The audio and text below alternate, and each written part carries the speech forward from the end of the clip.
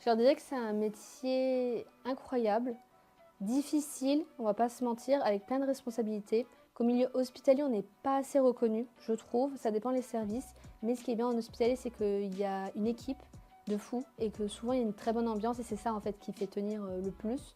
Côté libéral, du coup, c'est une autre liberté, c'est une autre relation avec les patients et moi je me sens beaucoup plus humaine depuis que je suis en libéral.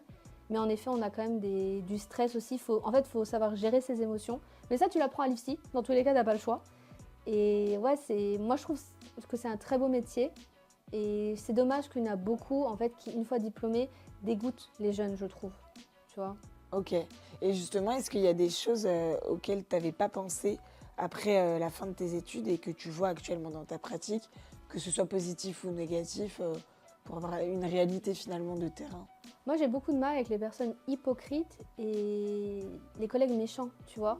Parce qu'en fait, moi, je suis peut-être trop bonne, trop conne, je ne sais pas, hein, mais en fait, j'ai toujours un truc tout con quand j'étais à l'hôpital. Quand j'avais fini mon tour de médicaments et que je voyais qu'il y avait une collègue qui était en galère, bah, parce que du coup, c'est en deux secteurs, j'allais l'aider, tu vois.